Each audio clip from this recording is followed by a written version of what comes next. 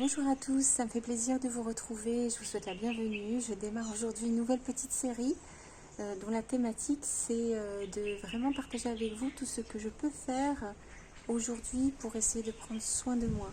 Voilà, c'est un sujet qui m'est venu en tête parce que j'ai eu l'occasion d'aller faire un hammam. Voilà, je suis ici à Rabat et au Maroc et je me suis rendu compte que ça a été très dur pour moi de faire ce geste d'aller faire quelque chose de totalement gratuit pour moi, c'est-à-dire qui m'est destiné à moi, c'est ça que je veux dire. Et je me suis rendu compte que si je commençais à poster des vidéos sur ce que je faisais pour prendre soin de moi, et bien ça va peut-être m'inciter justement à prendre soin de moi. Donc voilà, je vous souhaite la bienvenue à vous tous, et si vous êtes nouveau, consultez sans tarder les autres vidéos, les autres séries que j'ai postées sur cette chaîne. Cette chaîne parle de ma soeur jumelle et de moi. Nous sommes séparés par la mort depuis près de 2 mois maintenant. Et j'ai pour but vraiment de témoigner de plein de choses, et notamment de mes ressentis vis-à-vis d'elle et de cette perte douloureuse. Alors, comme vous pouvez le voir sur cette image, j'ai une jolie couleur bien orange dans mes cheveux. Et bien voilà, c'est un autre soin que je suis en train de faire. J'ai accepté d'appliquer donc une coloration au henné rouge sur la bordure de mes cheveux parce que j'ai des cheveux blancs tout simplement et que ça fait quand même plusieurs années que je ne porte pas de coloration chimique. Et voilà, je m'apprête donc à aller dans quelques jours aussi, je ne sais pas quand exactement en fait, mais je vais chez la coiffeuse et je vais lui demander de m'appliquer une coloration au henné traditionnelle avec des mélanges très savants pour pouvoir obtenir une couleur qui normalement, je l'espère, sera un peu plus marron,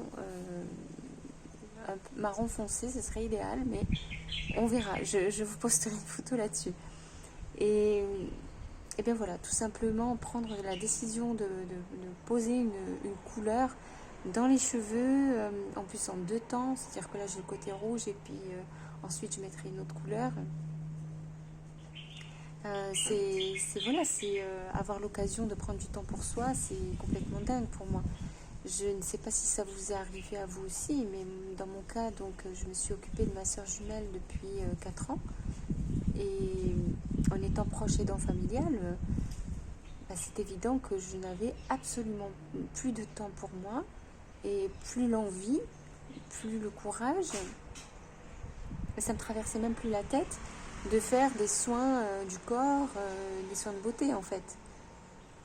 Alors je ne sais pas si ça vous arrive à vous aussi, mais je veux dire, on est tellement crevé, on est tellement...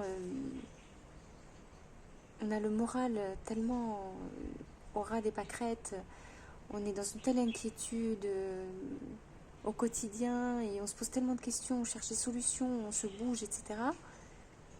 que prendre soin de ses cheveux ou de sa peau ou de son allure, ça devient complètement un non-sens, quoi.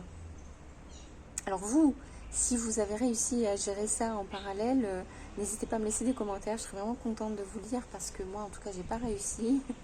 Et si au contraire vous êtes comme moi et vous n'avez pas du tout trouvé comment vous occuper de vous, alors laissez-moi aussi des commentaires parce que je me sentirai un peu moins seule. Alors voilà, c'est vrai que prendre soin de soi quand on a pris soin de quelqu'un d'autre pendant si longtemps, jusqu'à l'épuisement très très avancé de soi-même, ça devient très dur de prendre soin de soi. Je me suis rendu compte, donc quand je suis allée au hammam, c'est vraiment la première fois que je fais vraiment un soin pour moi. Et donc malheureusement depuis que ma soeur est morte, parce que comme je vous dis avant, je ne pouvais pas faire ça. Les circonstances font qu'aujourd'hui je suis à Rabat au Maroc et que j'ai la possibilité de le faire. Donc j'ai pu aller dans un hammam traditionnel. Donc je vous invite à écouter les épisodes précédents pour avoir les petits détails là-dessus, dont je partage. Mais je parle beaucoup justement du hammam traditionnel et pourquoi c'est sympa d'y aller. Mais tout simplement, j'ai trouvé ça difficile quand je me suis retrouvée dans la salle chaude avec la vapeur d'eau, etc. j'étais triste, hein, j'étais terriblement triste parce que j'arrêtais pas de penser à ma sœur. Je me disais, mais elle aime tellement ça, et elle aimerait tellement être là, elle aussi, elle aimerait tellement pouvoir partager ça. Ben, du coup, ça devient très dur.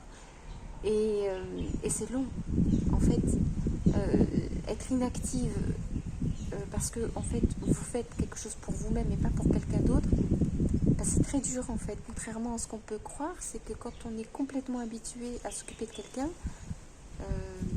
s'occuper de soi, c'est presque agaçant, c'est irritant au bout d'un moment.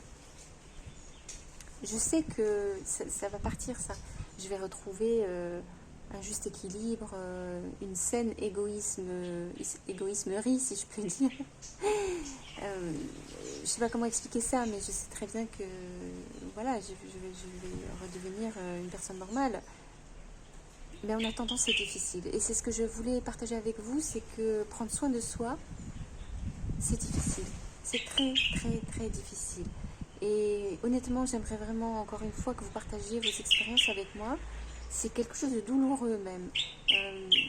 Je me souviens que quand j'étais donc dans cette vie de folie avec ma sœur, il m'arrivait de temps en temps de sortir de chez moi et de marcher le long du sentier côtier. Donc j'étais au bord de l'océan. Ben, je culpabilisais énormément. Il n'y avait rien à faire, je culpabilisais énormément de pouvoir marcher déjà, de pouvoir être dehors, de pouvoir avoir le soleil sur moi, de pouvoir ressentir les embruns marins. Et j'arrêtais pas de me dire, pendant que je respire ça, ma soeur ne le fait pas. Pendant que je marche, ma soeur ne marche pas. Pendant que je suis dehors, elle est enfermée. Et à la fin, en fait, les 3 premières années, j'ai quasiment rien fait du tout. Je suis quasiment pas sortie du tout. En fait, j'avais pris la décision de vivre exactement le maximum de ce que je pouvais faire comme elle. Donc, c'était évidemment son protocole alimentaire, mais son mode de vie en fait. Son mode de vie d'une personne de plus en plus fatiguée, de plus en plus limitée par le corps physique. Et donc, je me suis mise au diapason. Et ça a été très très dur pour moi cet enfermement parce que évidemment moi physiquement je n'avais pas de limitation, donc j'ai pas de douleur, j'ai pas de maladie, ça a été vraiment très très dur, mais je l'ai fait parce que pour moi c'était une évidence qu'il fallait j'allais dire qu'on marche côte à côte l'une avec l'autre, que c'était le meilleur moyen pour moi de la soutenir, c'était de marcher à son rythme, d'avancer à son rythme. Et effectivement, quand nous avions l'occasion de faire nos balades ensemble, quand elle pouvait encore marcher, ou ensuite quand elle marchait avec une canne, et puis ensuite elle avait une béquille, et même après quand elle a été en fauteuil roulant, eh bien le bonheur était à son comble pour elle et pour moi. Parce que toutes les deux, nous vivions la joie de sortir de la maison, la joie de pouvoir être à l'extérieur, de respirer, de se promener, de prendre du bon temps. Et ça, je n'aurais pas pu le partager avec elle si je m'étais autorisée à sortir tant que je voulais, profiter du soleil, profiter de l'extérieur, de la nature. Et je précise bien que c'est pas ma sœur qui m'a demandé ça. Hein. Elle m'a jamais demandé de rester enfermée avec elle. Mais c'est simplement que ça fait trop mal. Ça fait trop mal de se permettre à soi d'aller faire quelque chose pendant que l'autre ne peut pas le faire. Et je parle de l'autre, là, vraiment pour moi, c'est une sœur jumelle. Donc je sais que certains d'entre vous qui m'écoutez là aujourd'hui ont un frère jumeau ou une sœur jumelle qu'ils ont perdu. Et j'en suis vraiment triste pour vous aussi. Vous savez que quand on est avec un jumeau ou une jumelle, on ne peut pas vraiment en profiter. Donc à chaque fois que j'ai fini par mettre en place une journée, je me souviens c'était le vendredi, et j'ai fini par me dire, ok, tous les vendredis, je m'oblige à faire une sortie. Je m'oblige pour trouver un juste équilibre dans tout ça, et aussi parce que j'avais besoin de me réoxygéner. J'étais tellement désespérée à l'idée de pouvoir peut-être perdre ma sœur, que sa guérison ne marche pas. J'étais tellement angoissée que j'ai fini par vraiment en avoir besoin de cette journée de sortie. Donc je sortais le matin, j'allais faire certaines courses à l'autre bout de la ville. Je faisais exprès de choisir ce magasin. Donc j'allais faire des courses dans un magasin bio qui était vraiment très éloigné de chez moi. de chez nous. Et puis je revenais, donc je faisais une partie du retour en bus. Donc je traversais la ville, ça m'aérait la tête en fait. Et ensuite je faisais 1h30 de marche sur le sentier côtier pour revenir jusqu'à notre village. Alors oui, je portais le sac à dos avec moi, mais j'essayais d'acheter pas grand chose pour pas avoir un sac à dos trop lourd à porter. Et je l'ai fait en plein hiver, en plein automne, en plein printemps, et sur ces 3 saisons. Et donc il y a des moments où il y avait des tempêtes, je marchais contre le vent, des moments où il y avait de la pluie, et des moments où le temps était radieux. Et tout le long de ces marches, tout le long de ces marches, je souffrais le martyre. Je souffrais le martyre de me dire ce que je suis en train de vivre, ma soeur ne le vit pas. Et quand je rentrais, je finissais par rentrer dans la maison, j'étais épuisée. C'est vrai, d'une certaine façon régénérée, mais j'avais tellement souffert de cette marche-là que je me disais, mais plus jamais je vais le faire en fait. Et c'est ça qui faisait que toute la semaine, je ne sortais plus. Et je finissais quand même par repartir parce que je me disais, fais-le, c'est pour ton bien, il faut que tu te réoxygènes, il te faut de l'oxygène pur, il faut le faire, il faut vraiment le faire. Et puis ce sera pour son bénéfice à elle aussi. Si moi je suis plus détendue, si je suis plus optimiste, si je suis plus confiante et en meilleure forme physique, c'est sûr que ça va lui bénéficier à elle aussi.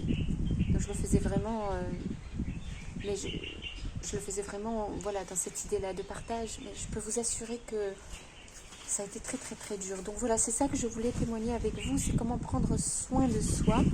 Donc là, je vous ai partagé le avant, donc pendant que j'étais proche aidant familial.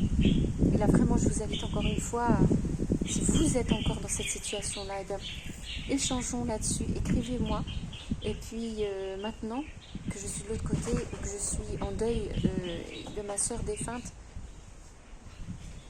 comment est-ce que je peux réussir aujourd'hui maintenant à décider de prendre soin de moi? Comment est-ce que je peux réussir à décider d'utiliser mon énergie pour moi, prendre mon temps pour moi, au lieu de errer comme une âme en peine, comme ce que je fais honnêtement entre nous depuis près de 2 mois maintenant.